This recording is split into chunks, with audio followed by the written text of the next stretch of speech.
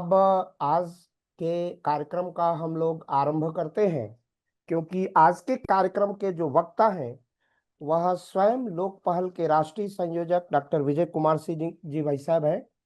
और ऐसा इसलिए कि समय समय पर जब किसी भी संगठन का मुखिया, किसी भी संगठन का नेतृत्व करता, जिस पर हम लोग उसे उत्तरदायित्व के रूप में जानते और समझते हैं, जब वो अपनी बात इस आभासी मंच पर रखते हैं तो वह संपूर्ण संगठन का वैचारिक प्रतिनिधित्व करते हैं।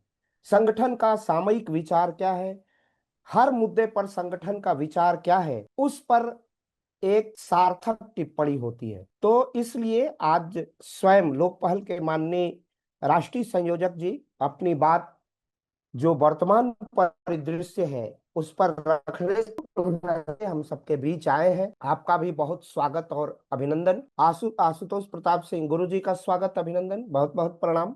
और हम लोग कार्यक्रम का आरंभ करते हैं। जैसा कि हम लोग लगातार हर एक प्रत्येक रविवार को अविराम अनथक जीवंत यात्रा लोक पहल की चलती रहती है, और आज भारत की राष्ट्रीय सुरक्षा और एकात्मकता का वर्तमान परिदृश्य, इस विषय पर एक विमर्श करने के लिए हमारे लोक पहल के माननीय संयोजक जी का उद्बोधन हम सबको प्राप्त होगा। और मैं बार बार कह रहा हूं कि अगर किसी भी संगठन का नेतृत्व करता, उसकी लीडरशिप, उसका अगुवा जब अपनी बात रखता है तो वो बात संगठन की होती है, हम सबकी बात होती है, प्रत्येक व्यक्ति की बात होती है कि लोक पहल का क्या दृष्टिकोण है वर्तमान राष्ट्रीय परिदृश्य में। और मैं यह भी तथ्य स्पष्ट कर दूं कि लोक पहल वस्तुतः राष्ट्रीय स्वयंसेवक संघ का सहयात्री संगठन है, क्योंकि लोक पहल स्वयंसेवकों का ही एक सामाजिक राष्ट्रीय कर्तव्य को लेकर के एक प्रयास है। हम सहचर हैं, हम राष्ट्रीय स्वयंसेवक संघ के कृत्य को ही और तेजस्विता के साथ और प्रखरता के साथ आगे बढ़ाते हैं। तो मैं डॉक्टर भावेश जी का भी बहुत स्वागत अभिनंदन करता हूं। हमारे बहुत ही अनन्य और वरिष्ठ कार्यकर्ता हैं, और तेजस्वी हैं, युवा हैं और इतिहास के विशेषज्ञ हैं। मैं आपका बहुत हार्दिक स्वागत मंच की तरफ से करता हूं, और आप इस मंच के अनिवार्य और अविभाज्य अंग भी हैं। तो मैं निवेदन करूंगा अपने सभी जो लाइव हमें सुन रहे हैं, जो हमारे फेसबुक चैनल को देखते हैं, हमारे यूट्यूब चैनल को देखते हैं, उन सभी श्रोताओं से और लोकपहल के जानने वाले समस्त कार्यकर्ताओं से मैं अत्यंत विनम्रता पूर्वक निवेदन करता हूं कि हमारे लोकपहल के फेसबुक को अधिक से अधिक लाइक करें, हमारी मेंबरशिप को बढ़ाएं। उस पर मेंबरशिप का कार्यक्रम भी है, उसके लिंक पर जाके अपनी मेंबरशिप ले। और दूसरा, हमारे यूट्यूब चैनल को अधिक से अधिक सब्सक्राइब करें। हमारा यह यूट्यूब चैनल और हमारा फेसबुक लाइव का प्रसारण, जो फेसबुक लाइव हम होते हैं, वह प्रत्येक रविवार को संध्या 5 बजे हमारा कार्यक्रम चलता है। तो मैं निवेदन करूंगा, हम प्रचार प्रसार करते हैं, विभिन्न सोशल मीडिया के अन्य प्लेटफॉर्म से भी हम लगातार प्रचार प्रसार करते हैं। तो हमारे इस चैनल के प्रचार और प्रसार में जितना महत्व देंगे, इसको जितना आगे बढ़ाएंगे, यह राष्ट्र के प्रति आपकी एक सच्ची भावना का प्रकटीकरण होगा। मैं बार बार निवेदन करता हूं कि ऐसे संस्था, ऐसे लोग जब तक समाज में निस्वार्थ भाव से निकल के नहीं आएंगे, हम राष्ट्र पर छाए हुए संकटों के बादल को छांट नहीं पाएंगे। लोक पहल उसी तरह का एक सदप्रयास है, ऐसे ही लोगों का प्रयास है जो निरंतर लोक पहल, हम पहल करते हैं, हम जागृत करते हैं, लोगों को जगाने का काम करते हैं, एक सन्मार्ग पर लेके चलने का काम करते हैं। और यही लोक पहल की मनसा है, निरंतर अविराम अपनी यात्रा, अपना विमर्श जनता के बीच लेके जाने का प्रयास करता है लोक पहल। और लोक पहल के हमारे 5 महनीय आदर्श हैं। सबसे जो हमारे बड़े लोक पहल के आदर्श हैं वह है राष्ट्रीय स्वयंसेवक संघ के चतुर्थ सरसंघ चालक पूज्य राजेंद्र सिंह उप आख्यान रज्जू भैया के नाम से, जिन्हें हम जानते हैं, जिनका संपूर्ण जीवन राष्ट्र को समर्पित है, जिनके पूरे परिवार का जीवन त्याग और वैराग्य का परिणाम है, जिन्होंने अपनी पूरी संपदा राष्ट्र के लिए समर्पित कर दी है। ऐसे में माँ भारती के अमर सपूत पूज्य राजेंद्र सिंह रज्जू भैया जी, जो हमारे चतुर्थ सरसंघ चालक थे, हमारे लोक पहल के महनीय आदर्श हैं। प्रयागराज आपका केंद्र था, राष्ट्रीय स्वयंसेवक संघ के नाते आपका जो मुख्य केंद्र था नागपुर महाराष्ट्र था, लेकिन आपकी कर्मभूमि, आपकी जो पूज्य रज्जू भैया जी जहां से अपने सांस्कृतिक चेतना का विकास करते हैं, वह है प्रयाग की पवित्र भूमि। और माननीय डॉक्टर विजय कुमार सिंह और इनके साथियों ने मिलकर के, इनकी मित्र मंडली ने, संपूर्ण इनके कार्यकर्ताओं ने मिलकर के पूज्य रज्जू भैया की जन्म जयंती के दिन से लोक पहल का शुभारंभ किया है। ऐसे पूज्य रज्जू भैया जी हमारे आदर्श हैं। दूसरा जो हमारा महनीय आदर्श है वह है पूज्य और बहुत ही महनीय महामना के नाम से जिन्हें हम जानते हैं, भारत रत्न है, जिन्होंने काशी हिंदू विश्वविद्यालय और हिंदू महासभा की स्थापना की। ऐसे सनातन के संरक्षक, प्राच्य और पाश्चात्य विद्या के माध्यम से स्वदेशी के पुरोधा महामना भारत रत्न पंडित मदन मोहन मालवीय हम लोगों के आदर्श हैं। और उन्हीं आदर्शों को, उन्हीं प्रेरणा को लेकर के, उन्हीं प्रेरणाओं को लेकर के जन जन को जागृत करने का सत्प्रयास लोक पहल करता है। हर हाथ को काम, हर खेत को पानी। भारत का संपूर्ण जीवन स्वदेशी हो, भारतीयता से ओतप्रोत हो, राष्ट्र की संवेदना से ओतप्रोत हो, और जिसमें राष्ट्र का भाव जागृत होकर राष्ट्र एक बड़ा सा, जैसे हाथी पांव में आकर के जानवरों के समस्त पांव समाहित हो जाते हैं, वैसे ही हमारा संपूर्ण जीवन का विविध पक्ष, सामाजिक, आर्थिक, राजनीतिक, हमारी जातीय, धर्म, सारा समाहित होता है राष्ट्र में। ऐसे एकात्म मानववाद के प्रणेता, दीनों के हितैषी दीनदयाल उपाध्याय हमारे आदर्श हैं। ऐसे दीनदयाल उपाध्याय जी को के विचारों को लेकर के लोक पहल सदैव जनता के बीच में उन विचारों को जागृत करता है, रोपता है, पालता है, संवारता है और लोगों को उस ओर आकृष्ट करता है। जो चौथा जो बहुत महत्वपूर्ण महनीय नाम है वह है श्री वह है ब्रह्मलीन महंत पूज्यपाद अवैधनाथ जी का। जैसे ही अवैधनाथ जी का नाम आता है, एक मन में अपार श्रद्धा का भाव उमड़ जाता है।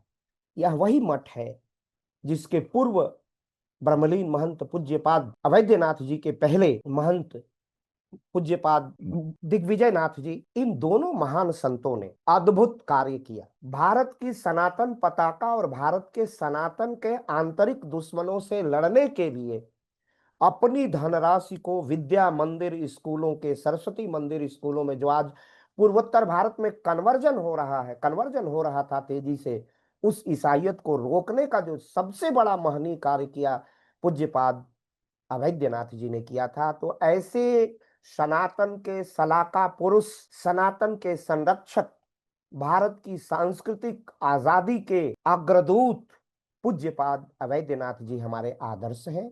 इन्हीं आदर्शों को लेकर के हम आगे बढ़ते हैं। और सबसे जो महनीय कार्य है पूज्य अवैधनाथ जी का, भारत का भावी इतिहास वो गढ़ रहे थे पूज्यपाद अवैधनाथ जी ने। पूज्यपाद अवैधनाथ जी का ही वह चिंतन था, वह विचार था, जिसने आज उत्तर प्रदेश को एक यशस्वी नेतृत्व प्रदान किया है। योगी आदित्यनाथ जी के रूप में, एक सनातन के पुरोधा के रूप में, एक सनातन के क्रांतिदूत के रूप में, एक सफल मुख्यमंत्री के रूप में, भारत के भावी भविष्य के रूप में, भारत के राजनीतिक भविष्य के रूप में जो सपना देखा था और जो संकल्पना की थी, उनके शिष्य ने वो आकार और स्वरूप दिया है। और यह सब पूज्य पाद अवैधनाथ जी की ही संकल्पना का सूत्र है। पूज्यपाद अवैधनाथ जी के मन में वो क्या महान विचार था कि अपने एक महान शिष्य को किस तरह पालते ढालते हैं और राष्ट्र के लिए समर्पित कर देते हैं। तो ऐसे पूज्यपाद अवैधनाथ जी हमारे आदर्श हैं। और एक और महनीय नाम है पूज्य अशोक जी सिंघल। पूज्य अशोक जी सिंघल हमारी दृढ़ मनस्विता के प्रतीक है, हमारी दृढ़ता के प्रतीक है। वो मृत्युंजयी है। वह वैसे ऐसे पुरुष हैं जिनके माध्यम से हमें हिंदू 60 करोड़ ताला देंगे तोड़ मरोड़ हिंदुत्व की धार को प्रखर करना, जाति के बंधनों को शिथिल करना। और जब जब जाति के बंधन शिथिल होते हैं, राष्ट्र प्राणवान हो जाता है, राष्ट्रवाद का स्वर मुखरित होने लगता है।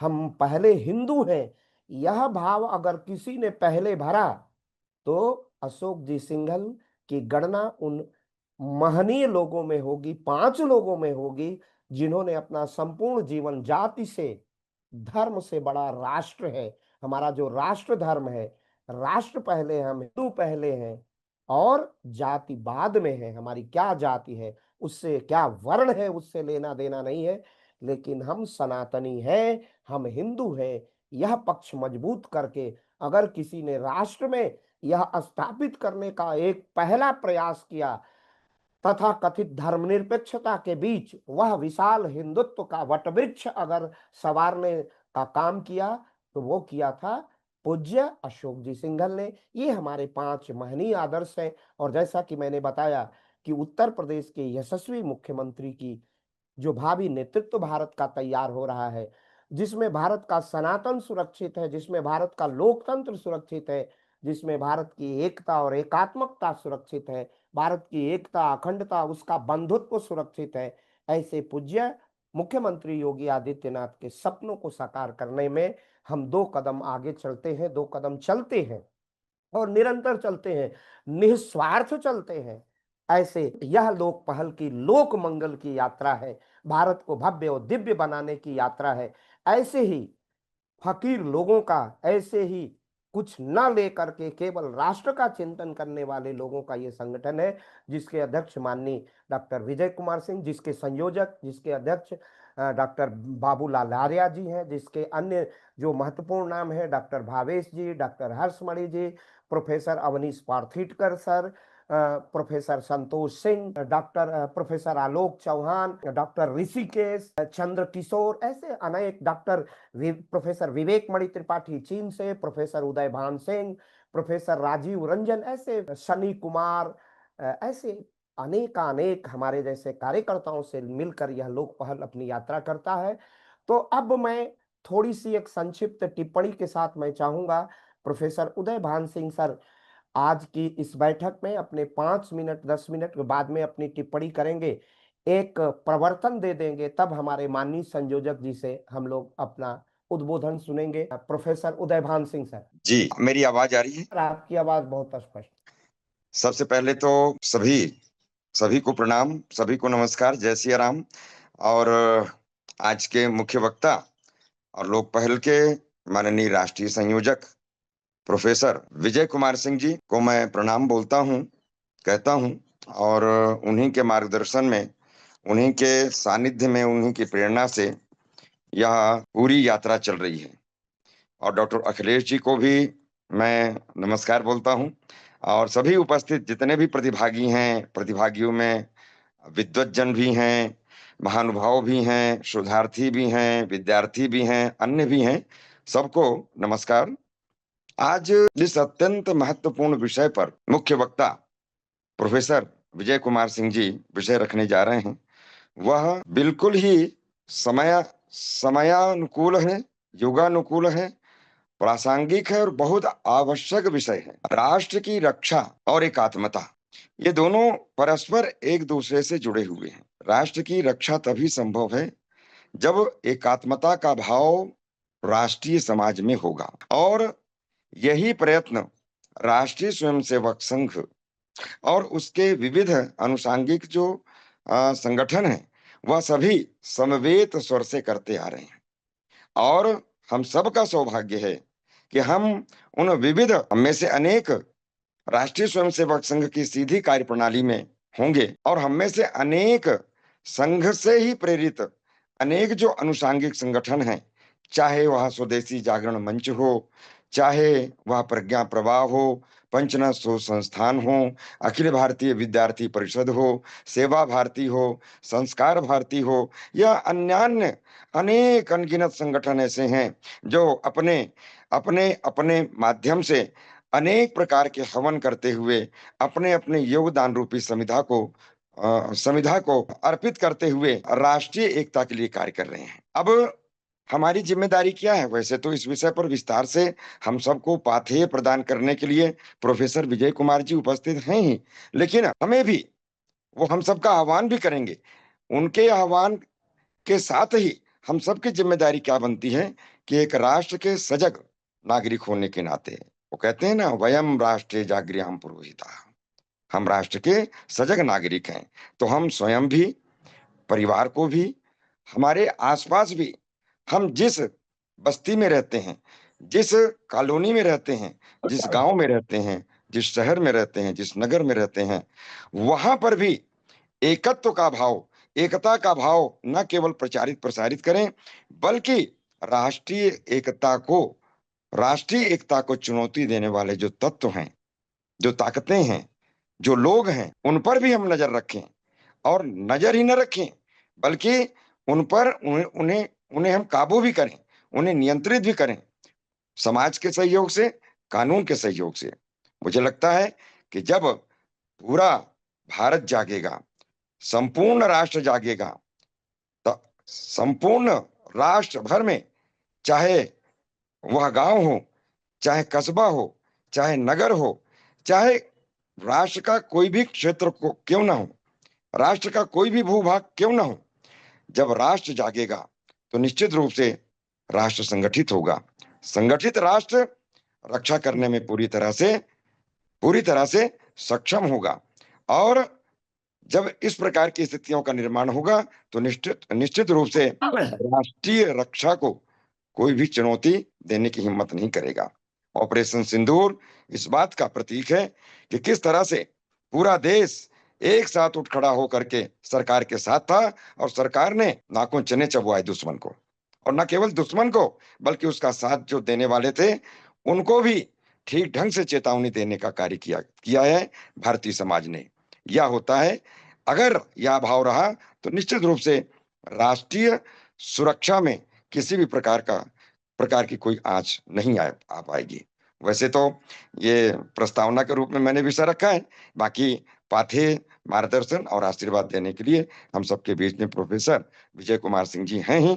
मैं भी बहुत देर से प्रतीक्षा कर रहा हूं कि उनके मुखार बिंदु से निकले हुए शब्द, वाक्य और संदेश हम सब के लिए पाथेय बने। धन्यवाद। बहुत बहुत आभार सर, आपने प्रस्ताविकी प्रस्तुत कर दी है और वो आपका एक विद्वत्तापूर्ण आरेखन होता है जो विषय वस्तु को स्पर्श करता है, भारत की राष्ट्रीय एकात्म सुरक्षा और एकात्मकता का वर्तमान परिदृश्य, जिस पर आज हम लोग माननीय राष्ट्रीय संयोजक जी से विमर्श करेंगे। उनका उद्बोधन और पाथेय हम सबको प्राप्त होगा। अभी ऑपरेशन सिंदूर चला है और जिस तरह राष्ट्र की भावना हिलोर ले रही थी और भारत ने जिस तरह अपने पुरुषार्थ और वीरता से पाकिस्तान के दांत ही खट्टे नहीं किए हैं, बल्कि कुछ महाशक्तियों को भी चेतावनी दे दी है। उनमें चाइना है, तुर्की है, अजरबैजान है। एक स्वदेशी की भावना भी जागृत हुई है। राष्ट्र की सुरक्षा का आंतरिक प्रश्न भी है, आर्थिक प्रश्न भी है और सामरिक प्रश्न भी है। किस तरह हम एक हो सकते हैं, इस विषय पर मैं विस्तृत उद्बोधन के लिए आमंत्रित कर रहा हूं माननीय संयोजक लोक पहल डॉक्टर विजय कुमार सिंह जी भाई साहब को। नमस्कार। आज के इस महत्वपूर्ण बिंदु पे चर्चा के लिए आवाज जा रही है? जी जी जी, आ रही है। प्रणाम प्रणाम सर, प्रणाम प्रणाम। तो हम लोग जो है चर्चा करने के लिए आज जिस बिंदु पे इकट्ठा हुए हैं, जैसा कि डॉक्टर उदयभान सिंह साहब ने कहा कि समसामयिक और बहुत ही महत्वपूर्ण विषय है, तो निश्चित रूप से हम भी इस बात को मानते हैं। लेकिन इस विषय पे चर्चा करने के पहले दो एक चीजें हम बता दें जो बाद में हो सकता है भूल जाएं। एक तो अब हम लोग जो है प्रदेश से और दिल्ली से आगे जाके अभी अहमदाबाद में अपने 5 आदर्शों में से एक महत्वपूर्ण आदर्श महंत अवैधनाथ जी की जयंती पे एक बड़ा कार्यक्रम अहमदाबाद में हम लोगों ने किया, और वो भी राष्ट्रीय परिदृश्य को ही दर्शाता है। और दूसरा जो है लोक पहल का अब सम्मान राष्ट्रीय स्तर पे जिस तरह से होने लगा है, उसकी वजह से आपके जो ये ऑनलाइन प्रोग्राम्स हैं, इसके ऊपर विज्ञापन आया है, उसके तहत हमको 13,000 रुपए आपके संगठन को मिले हैं। ये है हम लोगों के लिए एक उपलब्धि की शुरुआत है, और आपस का जो हम लोग सहयोग करके कार्यक्रमों को करते हैं, उस सहयोग में यह एक अतिरिक्त सहयोग जुड़ गया, जिससे हम लोगों को अब आगे और आसानी होगी, और ऐसे ही आप सबका सहयोग मिलता रहा तो चीजें और आगे बेहतर होंगी। तीसरा एक अपने व्यक्तिगत के लिए हम कहेंगे कि हम जो है यूनिवर्सिटी एडमिनिस्ट्रेशन में हैं, एकेडमिक्स में जो है प्योर नहीं है, और हमारी पीएचडी है, इसलिए डॉक्टर हैं, प्रोफेसर कहने पे कोई लोग आपत्ति कर सकता है, क्योंकि हम लोग जिस रास्ते पे जा रहे हैं उस रास्ते पे अच्छी चीजों पे कोई ध्यान रखे ना रखे, लेकिन अनजाने में भी कोई ऐसी बात हो जाए तो उस पर टीका टिप्पणी करने वाले लोगों की संख्या ज्यादा हो जाती है। अब हम अपने मूल विषय पे आते हैं। वैसे हमारा ये भी है कि हम इलाहाबाद यूनिवर्सिटी में law officer, assistant registrar, state officer और एनआईटी कलकत्ता में जो है रजिस्ट्रार के रूप में काम किए, और अब आज की तारीख में हमारा बीआरएस पेंडिंग है, और पूरी तरीके से हम लोग अपने काम में हैं।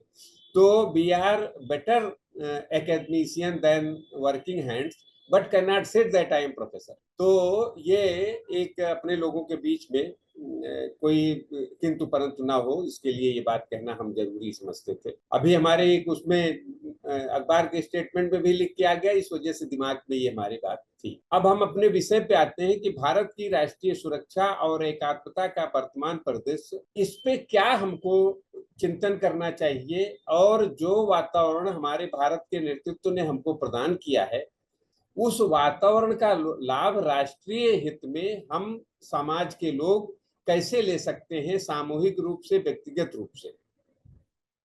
तो हम इसका एक छोटा सा उदाहरण देना चाहेंगे कि अगर नेतृत्व कहीं से चूक जाता है तो 1971 की सेनाओं द्वारा जीती गई लड़ाई हम शिमला के प्लेटफार्म पे हार जाते हैं, और एक अच्छे खासे जो है अपनी मजबूत स्थिति होने के बावजूद भी देश वो नहीं कर पाता जो देश के लिए आवश्यक था, जरूरी था और हो सकता था उस समय। आज जिस गुलाम कश्मीर को हम आजाद कराने के लिए लड़ रहे हैं, हमें लगता है कि, और हम सभी लोगों को ये लगेगा कि वो आसानी से हमको मिल सकता था, लेकिन मैदान में जीते हुई लड़ाई हम टेबल पे खो दिए थे। आज ऑपरेशन सिंदूर उसका जस्ट उलट है कि हमारी सेनाएं अभी पूरी तरीके से आत्मनिर्भर नहीं हुई हैं, अभी भी हम विदेशी टेक्नोलॉजी पे हैं, अभी भी हमको विदेशों से अपने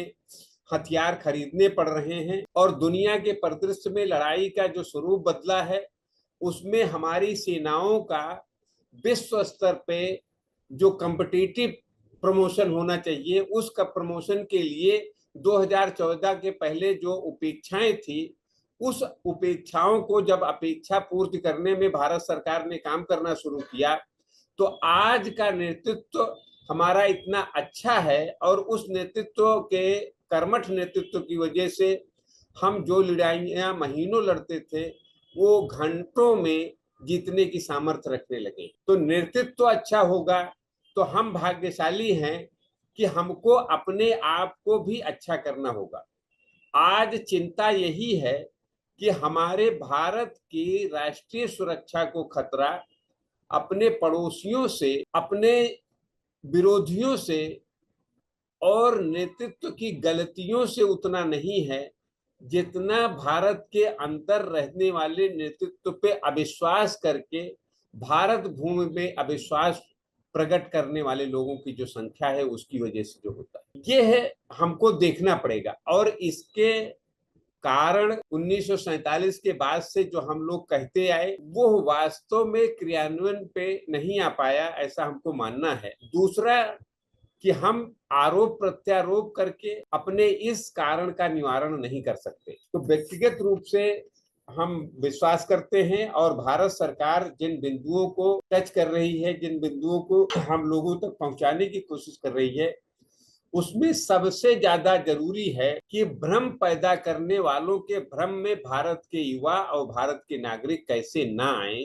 इसका इंतजाम। आज ऑपरेशन सिंदूर के पहले और ऑपरेशन सिंदूर के बाद भी हमारे देश के नेतृत्व के खिलाफ, हमारे देश के देश के प्रति समर्पण रखने वाले लोगों के खिलाफ भ्रम पैदा करने का कोई कोर कसर नहीं छोड़ा गया। और हम ये कह सकते हैं कि अपने लोगों में ढेर सारे लोग भ्रमित होने से भी नहीं बचे। तो उसका निवारण का जो खात्मा हम कर सकते हैं, जो निवारण की हम शुरुआत कर सकते हैं और जहां से वो मूल रूप से खत्म हो सकता है, वो है संस्कार पूर्ण शिक्षा। संस्कार पूर्ण शिक्षा घर से लेके विद्यालय तक की, जिसका योजना पूर्वक भारत की पूर्ववर्ती सरकारों ने खात्मा किया और उस खात्मे का स्थान पाश्चात्य सभ्यता और पाश्चात्य संस्कृति ने लिया, जिसका परिणाम है कि हम अविश्वास के अंधेरे में घूम रहे हैं और फेसबुक व्हाट्सएप पे कोई भी सूचना आ जा रही है तो उसका अपने अंतर मन से निवारण करने में सक्षम नहीं बन पा रहे। तो हमारे देश की जो शिक्षा व्यवस्था है, उस शिक्षा व्यवस्था में भारत के प्रति जो आकर्षण है, भारत के लोगों के प्रति जो कर्तव्य है, उसके बारे में हमको ज्ञान देना चाहिए, जिससे भारत के गौरवपूर्ण इतिहास का भान हम लोगों को हो। अगर हम भारत के गौरवपूर्ण इतिहास को नहीं जानेंगे तो भारत के प्रति हमारी आस्था नहीं जगेगी, और भारत के प्रति आस्था अगर नहीं जगेगी तो भारत की सुरक्षा को आघात पहुंचाने वाले लोगों के बहकावे में हमारे युवा या हमारे नागरिक आ सकते हैं, आते रहते हैं। तो हमारी शिक्षा व्यवस्था सुधरनी चाहिए और शिक्षा व्यवस्था में सुधार के लिए शिक्षा में अपने महापुरुषों के गाथाएं, वीर गाथाओं को पढ़ाने के लिए लोक पहल के प्लेटफॉर्म से हम सब लोगों को आवाज उठानी चाहिए और पाठ्यक्रमों को में इसको शामिल कराने का पूरा प्रयास करना चाहिए। अब भारत की गौरव गाथा की बात तो हमने कर दी, लेकिन भारत की कौन सी गौरव गाथा? क्या परतंत्रता काल के गौरव की गाथा, या स्वतंत्र भारत जिस वसुधैव कुटुंबकम और विश्व को नेतृत्व देने वाले भारत की किस इतिहास को हमको पढ़ाना होगा?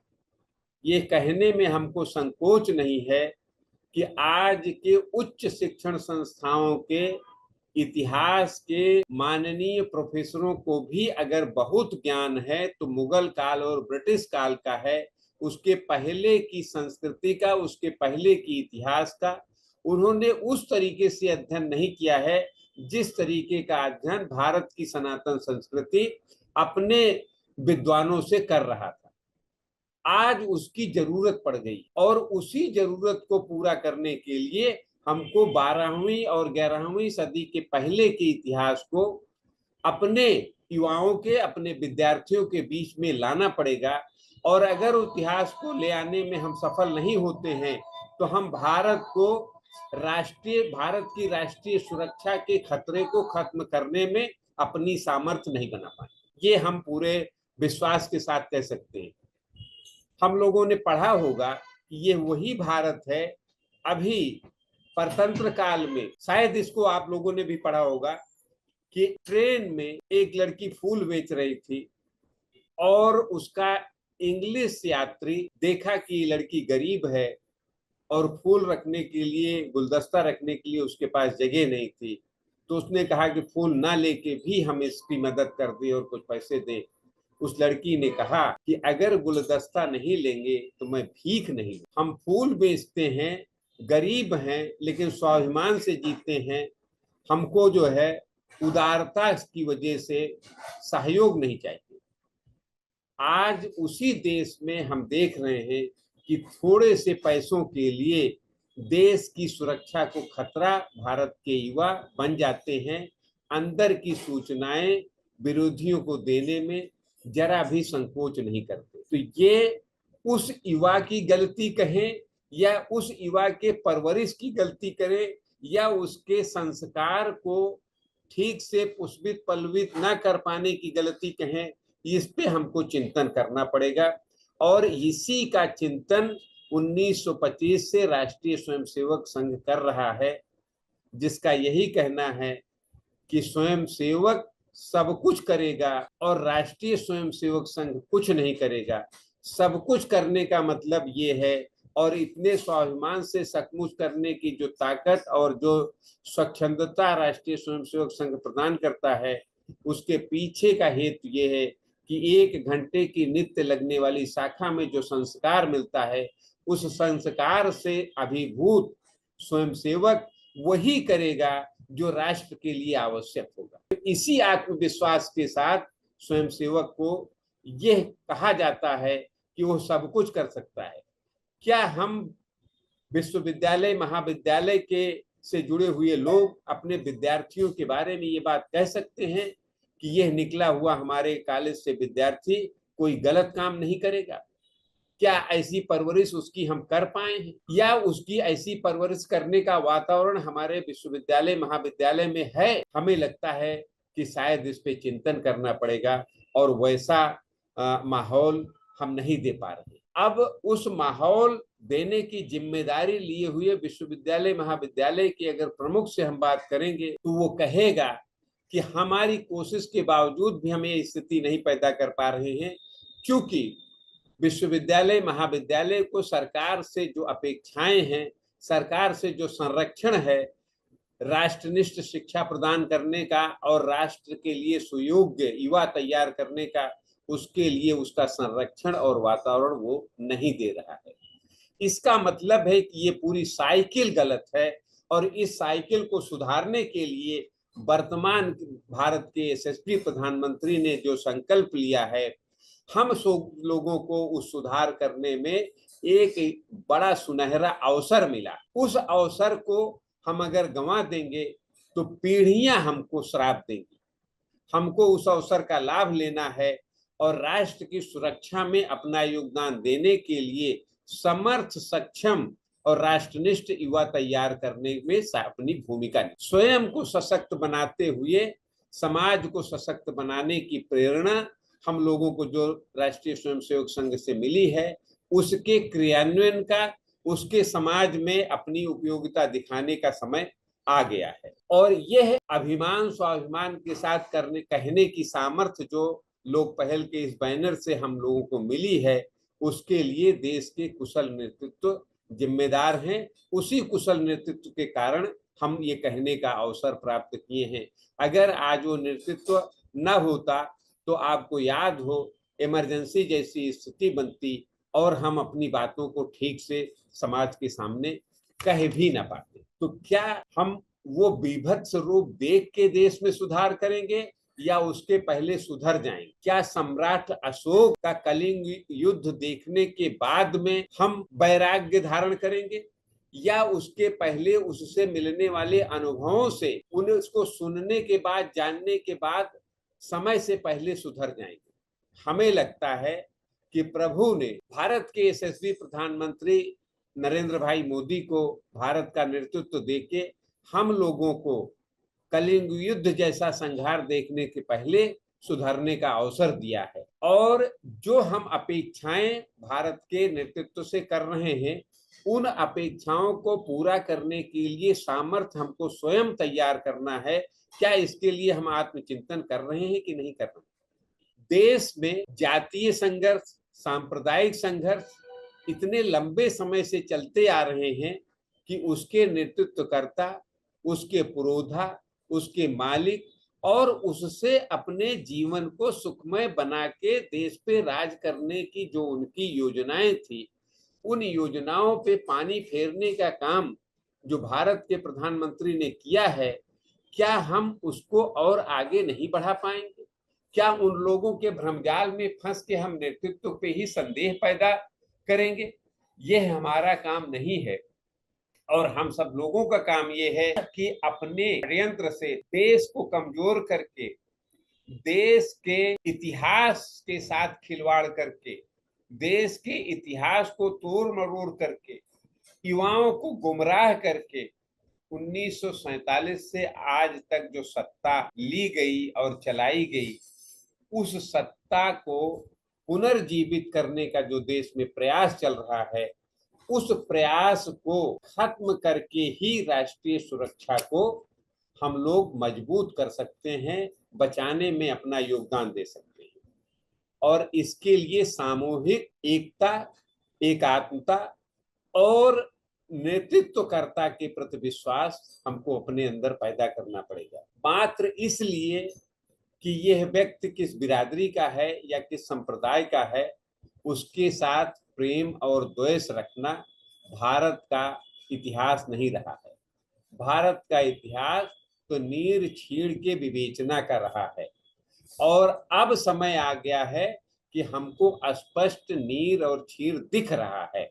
अगर देखने की सामर्थ्य हम नहीं पैदा कर पा रहे हैं तो हमको अपने आप में देखना पड़ेगा, अपने आप में झांकना पड़ेगा। तो क्या इस काम को आगे बढ़ाने में हमारा ये प्लेटफॉर्म सक्षम है? हम कह सकते हैं कि लोक पहल अब यह सक्षम हो चुका है कि नीर चीर की विवेचना करते हुए भारत के राष्ट्रीय सुरक्षा में राष्ट्रनिष्ठ कार्यकर्ताओं को तैयार कर और उनको राष्ट्र के लिए उपयोगी बनाकर प्रस्तुत करने में अपने टीम को हम भली भांति समझ गए हैं और उसका योगदान हो सकता है। अब राष्ट्रीय सुरक्षा के लिए राष्ट्र के बाहर से आने वाली चुनौतियों को तो हमारी मिसाइलें, हमारे एंटी गन, हमारी सरकार की कूटनीति, हमारे राष्ट्र का नेतृत्व, हमारी तीनों सेनाएं देख रही हैं और देख लेंगी। लेकिन आंतरिक समस्याओं के लिए हम लोगों के सहयोग की जरूरत राष्ट्रीय नेतृत्व को, प्रदेश के नेतृत्व को और स्थानीय सरकार के लोगों को है, रहेगी। और उसमें हम सब लोगों की भूमिका पारदर्शी राष्ट्रनिष्ठ के रूप में होनी चाहिए। वर्तमान परिदृश्य में देश मजबूत हो, इसके लिए देश को आर्थिक रूप से आपको मजबूत नहीं करना है, देश को ग्लोबल मार्केट के कंपटीशन में आपको बहुत कुछ नहीं करना है, क्योंकि भारत की सरकार ने वो सारे उपक्रम कर दिए हैं जिसके लिए ये सारी चीजें बड़ी आसानी से हमारे लिए उपलब्ध हैं। हमको करना क्या है? हमको विदेशी सामानों का जितना हम बहिष्कार कर सके या कम से कम मजबूरी में करना ही पड़े तो कम से कम उपयोग करके हमको आयात को न्यूनतम स्तर पर ले जाना चाहिए। उसके लिए त्याग भी करना पड़ेगा, समर्पण भी करना पड़ेगा, और आयात होने वाली उन वस्तुओं के उत्पाद में हम लोगों को अपना योगदान भी देना पड़ेगा जो स्थानीय स्तर पर तैयार हो सके। और विशेष करके रक्षा क्षेत्र के उपकरणों का अगर हम स्वावलंबी भारत में स्वावलंबी ढंग से निर्माण मेक इन इंडिया कर दें, मेड बाय इंडिया की जगह, तो हमारी सुरक्षा काफी हद तक मजबूत हो जाएगी। दूसरा, हम ये कहना चाहेंगे कि अगर हमारा नेतृत्व हमको ये अवसर दे रहा है कि भारत कैसा हो, तो भारत की पुरातन संस्कृति में हमारे आदर्श कौन हैं, उनके बीच में भेदभाव नहीं होना चाहिए। भारत अगर महाराज भरत से है तो महाराज भरत के प्रति श्रद्धा 140 करोड़ भारतीयों की होनी चाहिए, न कि उसमें 27%, 22%, 16%, 10% का अलग अलग होना चाहिए। तो 140 करोड़ भारतीयों का भारत के महापुरुषों के प्रति सम्मान एक जैसा कब होगा? जब राष्ट्र की भावना से ओतप्रोत समाज हमारा तैयार होगा। और उसके लिए भारत सरकार द्वारा किए जा रहे उपक्रमों में हमको पॉजिटिव अपना योगदान देना पड़ेगा। जैसा कि हम सब लोग जानते हैं कि हम अपने आप को अभी तक ठीक से हमें लगता है कि नहीं जान पा रहे हैं। जिस तरीके से हिंदुआ सहोदरा सर्वे ना हिंदू पतितो भवेत कहा गया है, तो हिंदू और हिंदू के बीच में सहोदर की बात जो कही गई है वो हर भारतीय के लिए कहा गया है। हर भारतीय हमारा सहोदर है और हिंदू कुश के इस तरफ रहने वाला हर एक हिंदू है। हम अपने यहाँ उनके बीच में बंटवारा कर लेते हैं, अलग अलग समझने लगते हैं, लेकिन जब भारत के बाहर आप जाते हैं तो पाकिस्तानियों को भी हिंदी और हिंदुस्तानी ही कहा जाता है, बांग्लादेशियों को भी हिंदी और हिंदुस्तानी ही कहा जाता है। जिस भारत, अब जैसे हम लोग अपने नेबर कंट्रीज जिसके खिलाफ ऑपरेशन सिंदूर भारत सरकार को करना पड़ा, हम पूरे विश्वास के साथ आप सबसे ये कह सकते हैं कि पाकिस्तान बहुत दिन तक जिंदा नहीं रह सकता। अब उसकी मृत्यु या उसका पतन या उसका विश्व के नक्शे से मिटना कब होगा, वो हम लोगों के अपने आत्मविश्वास और राष्ट्रनिष्ठा पे निर्भर करे। अगर भारत के युवा राष्ट्रनिष्ठ होकर उभरते हैं, भारत के युवा भारत की संस्कृति में विश्वास करने लगते हैं, भारत के युवा भारत के अपने पूर्वजों में आस्था देखते हैं और गर्व करते हैं, तो पाकिस्तान जल्दी मिट जाएगा। और जब तक हम किंतु परंतु करके आपसी मतभेद को ज्यादा प्राथमिकता देते हैं और उसको मनभेद में ले जाने की कोशिश करते हैं, तो पाकिस्तान का जीवन बढ़ जाता। और ध्यान से सुनिएगा, ऐसा मैं इसलिए कह रहा हूं कि पाकिस्तान का जब निर्माण हुआ है, तो पाकिस्तान जिसे अपनी धरती कहता है, वास्तव में वो भारत की धरती है। भारत के सनातनियों का वहां खून है, भारत के सनातनियों की वहां श्रद्धा है, भारत के पूर्वजों के वहां अस्तित्व हैं, उनके प्रमाण हैं। अगर नालंदा यहाँ है तो तक्षशिला वहां है, उससे हम अपने को अलग नहीं कर पाएंगे। अगर जो है वैष्णो देवी यहाँ है तो खीर भवानी वहां है, उनसे हम अपने आप को अलग नहीं कर पाएंगे, बशर्ते उनको जोड़ने की जरूरत है।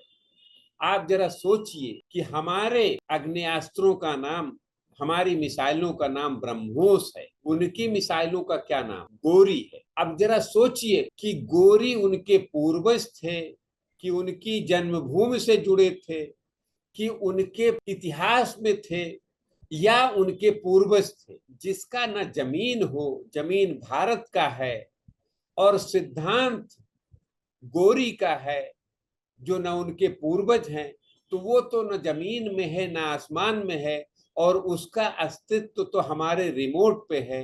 हमारे रिमोट जब गंदे लोगों के हाथ में रहेगा, भारत पे विश्वास ना करके भारत को पैसों पे बेचने में रहेगा, तो उनका जीवन बढ़ जाएगा। और जिस दिन यह रिमोट यशस्वी प्रधानमंत्री मोदी जैसे लोगों के हाथ में रहेगा और रहता बना रहेगा, तो इसका अस्तित्व खत्म होने में समय नहीं लगेगा। भारत का मुसलमान पाकिस्तान में आस्था जो रखता है, वो इसलिए नहीं रखता कि उसको पाकिस्तान से प्रेम है, वो इसलिए रखता है कि पाकिस्तान की वास्तविक स्थिति यहाँ मदरसे में पढ़ने के कारण जानता ही नहीं। जिस दिन वो वहां की वास्तविक स्थिति जानेगा, आज अगर सर्वे कराया जाए तो भारत का मदरसे में पढ़ने वाला हर बालक पाकिस्तान चुनेगा, और पाकिस्तान के यूनिवर्सिटी और डिग्री कॉलेजों में पढ़ने वाला लड़का भारत में अपना भविष्य देखेगा। क्या इस पे हम लोग जो है इस यथार्थ को नहीं समझ सकते?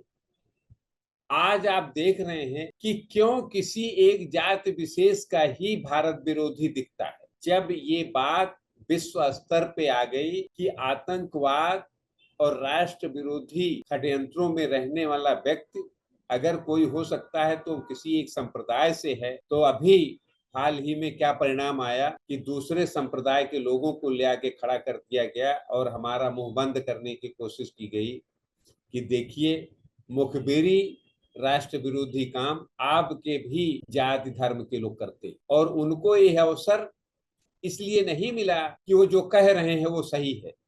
उनको अवसर इसलिए मिला कि राष्ट्र की भावना से ओतप्रोत समाज में शिथिलता, उस शिथिलता को दूर करना ही भारत के युवाओं का और भारत के निष्ठा रखने वाले कर्मठ कार्यकर्ताओं का, जिसमें स्वयंसेवकों का ज्यादा जिम्मेदारी बनती है, क्योंकि उनसे अपेक्षाएं समाज को ज्यादा है। और उन अपेक्षाओं को अगर हम पूरा करने में अपने की आहुति देते हैं या अपने को समर्पित करते हैं, तो निश्चित रूप से जिस विचारधारा को लेकर चल रहे हैं, उस विचारधारा के पूर्वज गर्व से प्रफुल्लित होंगे, और जहां कहीं भी, चाहे वो यहाँ हो, चाहे स्वर्गीय हो गए हो, लेकिन उनका गर्व से सीना चौड़ा हो जाएगा, ये हम विश्वास करते हैं। दो तीन चीजें कह के बहुत ज्यादा बात नहीं बढ़ाएंगे, समय भी हो रहा है। एक तो भारत को जाने हर युवा, इसके लिए हमको उपक्रम करना पड़ेगा। अगर सुरक्षा राष्ट्र की करनी है तो राष्ट्र के युवाओं के अंदर भारत के बारे में जानकारी देनी पड़ेगी। वो व्यक्तिगत स्तर पे हो सकती है, संस्था के स्तर पे हो सकती है और अपने संगठन के स्तर पे हो सकती है। दूसरा, भारत के संविधान को जान। भारत का संविधान राष्ट्रीय सुरक्षा को बहुत बड़ा आवरण देता है, केवल इसलिए नहीं कि वो संविधान है और उससे हम लोग चल रहे हैं। उसको जब आप जानेंगे तो उसमें भगवान राम का दरबार यह बताता है, अयोध्या से लंका से विजय करने के बाद अयोध्या आते हुए पुष्पक विमान पे भगवान राम ये संदेश दे रहे हैं कि भारत में राष्ट्र भावना ही हमारी है जो हमको सोने की लंका को त्याग करके अपनी जन्मभूमि और कर्म भूमि पे लौटने के लिए मजबूर कर रही है।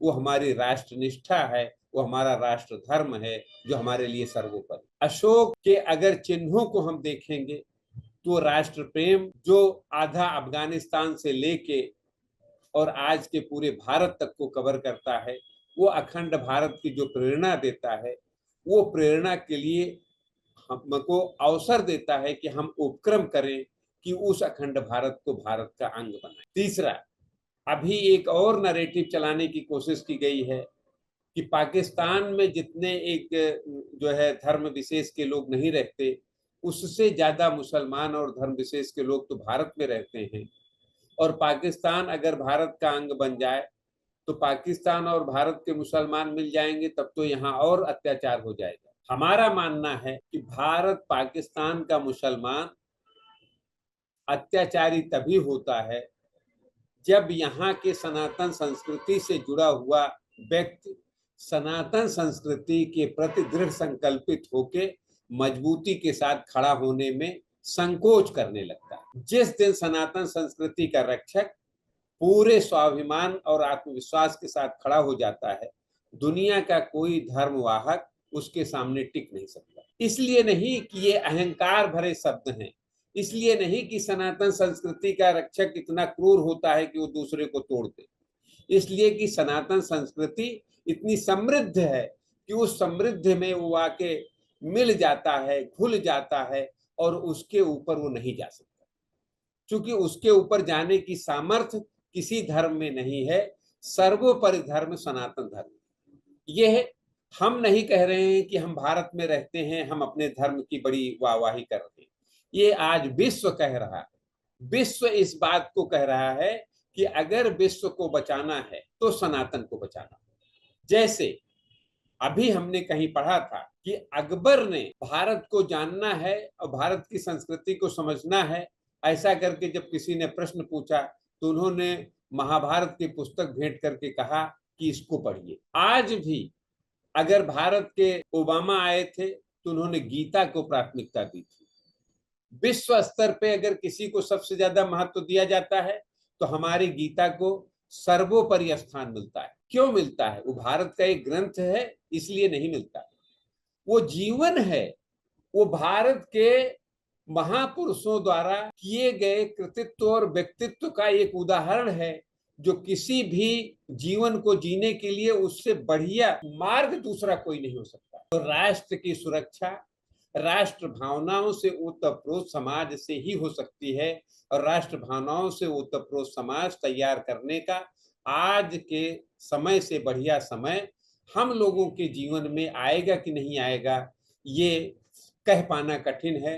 तो अगर प्रभु की कृपा से वो अवसर भारत के यशस्वी प्रधानमंत्री ने वातावरण बना के हम लोगों के सामने परोसा है, तो उसका लाभ लेते हुए इस वसुधा पे भारत भूमि के गुणों का इतना हम अपने जीवन में उतार के उसको आदर्श रूप में प्रस्तुत करें कि दुनिया हमारे लिए युद्ध करने के लिए न तैयार हो बल्कि संधि करने के लिए तैयार हो, और संधि करके हमारे गुणों से वो भी गुणवान बनने की चेष्टा करे, हमसे प्रेरणा ले, न कि हमसे प्रतिद्वंदिता करे। इसी बात के साथ हम अपनी वाणी को विराम देते हैं और प्रणाम करते हैं कि आगे बिंदु को और बढ़ाया जाएगा। नमस्कार। बहुत बहुत आभार सर। किस तरह राष्ट्र की सुरक्षा हो और राष्ट्र की एकात्मकता का प्रश्न क्या है, उसका सामयिक विमर्श क्या है, सामयिक विमर्श है कि हम अधिक से अधिक उत्पादन करें, और जब अधिक उत्पादन करेंगे तो अधिक हम आयात करेंगे, निर्यात करेंगे, हम स्वदेशी के प्रति आग्रह करेंगे, हम अपने को मजबूत बनाएंगे, हम किसी ऐसे नैरेटिव के चक्कर में नहीं पड़ेंगे। राम का संपूर्ण भाव स्वदेशी का था। वो लंका गए, लंका पर विजय प्राप्त की, बल्कि एक विचार पर विजय प्राप्त की थी, एक कुविचार पर विजय प्राप्त की थी जो अनीतिपूर्ण थी, और उसका राज वहीं के निवासियों को सौंप करके वो भारत की पवित्र भूमि पर आ गए। और उन्होंने अयोध्या के लिए रामायण में, वाल्मीकि रामायण में स्वर्गा अपि गरियसी जन्मभूमि को स्वर्ग से भी महत्वपूर्ण स्थान दिया गया है। तो जब हम उस भाव से, उस दृष्टि से जब हम आएंगे, भारत को हम एक भूमि का टुकड़ा नहीं मानेंगे, इसे अपनी मातृभूमि मानेंगे, और मातृभूमि के प्रति जब अपनी समर्पण और श्रद्धा, तो किसी प्रकार का कुचक्र हमारा कुछ नहीं बिगाड़ पाएगा। तभी हम राष्ट्र की सुरक्षा को अस्मिता के साथ, अपने बोध के साथ आगे बढ़ा सकते हैं। तभी हम आगे बढ़ सकते हैं और दुनिया में सामरिक रूप से स्वदेशी को अपना करके, आर्थिक रूप से बहिष्कार करके, और सामाजिक रूप से विखंडन को समाप्त करके राष्ट्र को मजबूत कर सकते हैं। हम जातियों में, संप्रदायों में बटे हुए हैं, हमारी पूजा पद्धति, उपासना की पद्धति भिन्न हो सकती है, लेकिन हम एक राष्ट्र के नागरिक हैं। उस नाते हमें भारत माता की जय, हिंदुस्तान जिंदाबाद कहना होगा, भारत की जय कहना होगा। इस भाव के साथ हम राष्ट्रीय एकात्मकता को, हमारी राष्ट्रीय सुरक्षा को किसी प्रकार के वर्जनाओं से, किसी प्रकार के प्रतिबंधों से दूर कर करके इस भारत को हम दिव्य और भव्य, और भारत को कैसा अनोखा राष्ट्र बना सकते हैं जिसमें भारत की सुरक्षा हो, राष्ट्रीय सुरक्षा हो, भारत की एकात्मकता हो, और तब हम भारत को एक अखंड भव्य दिव्य और भव्य और दिव्य भारत बना पाएंगे। यह आपके आज के उद्बोधन का सार था। अब मैं निवेदन करूंगा डॉक्टर हर्षमणि सिंह जी से अपनी एक टिप्पणी के लिए। डॉक्टर हर्ष, डॉक्टर भावेश जी, डॉक्टर हर्ष जी, डॉक्टर हर्ष जी, सर बताएं। आप बोलिए इस पर, भाई साहब के इस वक्तव्य पर टिप्पणी। सर हर्षमणि सर बोलेंगे कि मैं? अरे जब तक वो नहीं बोल रहे हैं आप बोलिए। अच्छा सर, प्रथम तो लोक पहल के यहाँ पर उपस्थित हमारे संयोजक से लेकर और हमारे सभी श्रोताओं को मेरा बहुत बहुत प्रणाम। आज हम सभी अपने अभिभावक और अपने संयोजक दोनों ही के विचारों को सुन रहे थे, और वह विचार भी आज के सबसे ज्वलंत मुद्दे पर था कि भारत की राष्ट्रीय सुरक्षा और एकात्मकता का वर्तमान परिदृश्य, एक सामयिक विमर्श। इस के पूर्व प्रोफेसर उदयभान सिंह सर के द्वारा जो प्रस्तुति की गई, डॉक्टर अखिलेश सर के द्वारा जो इसका संचालन किया गया, और फिर हमारे मुख्य वक्ता महोदय के द्वारा जो उद्बोधन किया गया, कहने के लिए कुछ बचता नहीं है। लेकिन इसमें मैं ये जरूर कहूंगा कि जब ऑपरेशन सिंदूर चल रहा था, तो ऑपरेशन सिंदूर के दौरान पूरे देश में एक उत्साह का वातावरण था, और उस उत्साह के वातावरण में हम सभी दो बातों को बड़ी गंभीरता से देख रहे थे। एक तो अपने सेना की कार्रवाई, और दूसरा अंतर्राष्ट्रीय स्तर पर कौन कौन से राष्ट्र, कौन कौन से देश हमारे साथ खड़े थे, और कौन से देश ऐसे थे जो पाकिस्तान के अनैतिक और उसके अनुचित कार्यों में उसके सहभागी बनकर खड़े थे। निस्संदेह रूप से आने वाले समय में देश को, देश की आने वाली पीढ़ियों को, युवाओं को, देश के वैज्ञानिकों को और देश की सरकार को सबसे ज्यादा गंभीरता के साथ जिस मुद्दे पर कार्य करना होगा, वह होगा स्वदेशी तकनीकी के विकास। क्योंकि जो हमारी सुरक्षा का सबसे बड़ा आधार बना, वो रशिया से प्राप्त एयर डिफेंस सिस्टम था, जिसने पाकिस्तान से आने वाले ड्रोन्स को न्यूट्रल किया। ऐसी सिचुएशन में, ऐसी परिस्थितियों में आज स्वदेशी जो है वह सबसे ज्यादा प्रासंगिक विषय बन गया है। और अभी अभी हमारे मुख्य वक्ता महोदय ने भी उस पर बहुत जोर दिया कि आर्थिक क्षेत्र में स्वावलंबन के लिए स्वदेशी उत्पादों का प्रयोग अधिकतम स्तर पर ले जाना होगा, आयात को कम से कम करना होगा, और देश की उच्च शिक्षा में पाठ्यक्रमों में परिवर्तन लाते हुए हमें एक संस्कारपूर्ण नई पीढ़ी का निर्माण करना होगा, जो हमारे तकनीकी संस्थानों से निकलकर बड़े बड़े पैकेज के चक्कर में विदेशों के संस्थानों में न जाए, बल्कि अपने देश में रहकर अपने देश की रक्षा, अपने देश की सूचना, अपने देश की तकनीकी को अधिक से अधिक मजबूती प्रदान कर सके। और इसमें कोई शक नहीं कि आज की जो हमारी सरकार है, यही वो सरकार है, यही वो नेतृत्व है जो इस पूरे के पूरे सपने को साकार कर सकता है और आने वाले समय में देश को सुरक्षित रखने, देश को आर्थिक रूप से स्वावलंबन के साथ रहने और स्वदेशी उत्पादनों पर, स्वदेशी तकनीकी पर, स्वदेशी यंत्रों पर अपने पूरे पूरे जीवन और अपनी व्यवस्थाओं को लंबित करने का जो सपना है, उसका जो मूर्त स्वरूप होगा, वो परम आदरणीय प्रधानमंत्री, यशस्वी प्रधानमंत्री आदरणीय नरेंद्र मोदी जी के नेतृत्व में ही पूरा होने की संभावना है। और इसलिए पूरे देश को सामाजिक समरसता को समझते हुए एक साथ एक उठकर खड़े होना पड़ेगा, एकात्मकता में विश्वास करना पड़ेगा। और राष्ट्र जब आंतरिक रूप से मजबूत होगा तो आर्थिक रूप से भी मजबूत होगा, और जब आंतरिक और आर्थिक रूप से मजबूत होगा तो निस्संदेह रूप से बाहरी राष्ट्रों पर हमारी जो उनसे सहायता प्राप्त करने की अगर कोई हमारी इच्छा होगी, वह भी समाप्त होगी। और बाहर से जो आक्रमण है, बाहर से जो शत्रु हैं और जो विदेश के अन्य देश हैं जिन्होंने पाकिस्तान का सहयोग किया, उनके साथ भविष्य में निपटने के लिए एक कारगर रणनीति भी सरकार बना सकेगी। बहुत बहुत धन्यवाद। बहुत बहुत आभार डॉक्टर भावेश जी, आपकी इस महत्वपूर्ण टिप्पणी के लिए। आपने पूरे व्याख्यान की मीमांसा प्रस्तुत की है। डॉक्टर हर्ष जी मुझे सुन रहे हैं? जी जी जी, नमस्कार। हाँ हाँ हाँ सर, डॉक्टर हर्ष जी अब आपकी हाँ टिप्पणी। जी, धन्यवाद सर। मैं थोड़ा सा क्षमा चाहूंगा, मैं रास्ते में, तो मैं अपना कैमरा नहीं ऑन कर पा रहा हूँ, पर कोई मैं बात नहीं, कोई बात नहीं डॉक्टर वक्तव्य साहब, के आप साथ था। हाँ। मैं वक्तव्य के साथ था। आज एक बहुत ही समसामयिक विषय पर लोक पहल के जो राष्ट्रीय संयोजक हैं, उन्होंने अपने वक्तव्य में बहुत सारे बिंदुओं को और उन बिंदुओं के उनके और उसके दर्शन को बहुत स्पष्ट तरीके से छुआ। बहुत ही रोमांचकारी वक्तव्य था।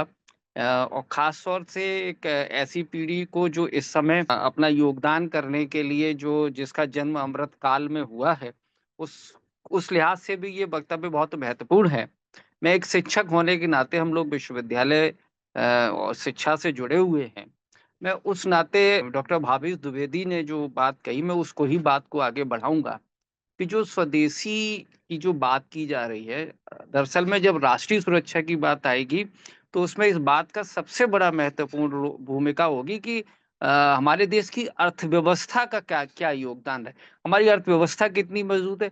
हमारी अर्थव्यवस्था कितनी मजबूत है, इसका आशय यह होगा कि जो हमारे जो युवा हैं या भारत की जो भी जनसंख्या है, वो कितनी सजग है, कितनी जागरूक है, कितना उसका अपने देश के प्रति, अपनी देश की अर्थव्यवस्था के प्रति योगदान है। मैं एक छोटे से एग्जाम्पल के साथ बात करना चाहूंगा कि आप देखें कि आजकल हम एक ऐसे युग में रह रहे हैं जहां हमारे आसपास इंफॉर्मेशन टेक्नोलॉजी है, सर्च इंजन्स हैं।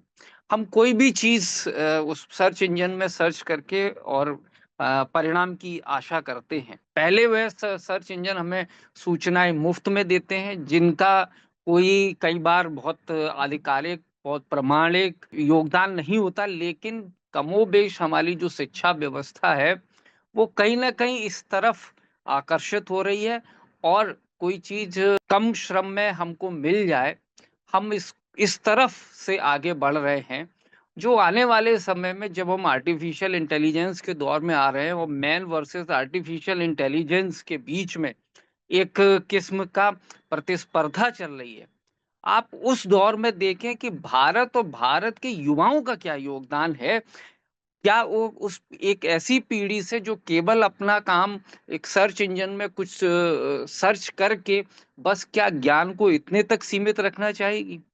अगर इसी परिणाम को हम एक दूसरे क्षेत्र में भी ले जाएं, तो ये कहा गया कि भारत में हॉस्पिटैलिटी में बहुत संभावनाएं हैं। हॉस्पिटैलिटी का मतलब ये हो गया कि आप टूरिज्म भी उसमें आप शामिल कर सकते हैं। आप उसमें हॉस्पिटल में जो हार्ट सर्जरी है या जो और भी ऐसी सर्जरीज हैं जिनमें भारत में लागत कम आती है, योग के योगदान को भी आप ले सकते हैं। कई सारे क्षेत्रों में भारत में, ऐसे क्षेत्रों में अपने आप को एक गुरु या एंटरप्रेन्योर की भूमिका में उतरना पड़ेगा। आप एक बिचौलिए की भूमिका में नहीं उतरेंगे कि आपने एक कोई ऐप डाउनलोड कर लिया और उस ऐप के मार्फत आप जुड़ गए और आपने अपना काम किसी एक तीसरी एजेंसी को दे दिया और वो बदले में आपसे एक कमीशन ले रही है और आप कोई हेडक नहीं ले रहे। तो भारत के लोगों को अपनी भूमिका तय करनी होगी।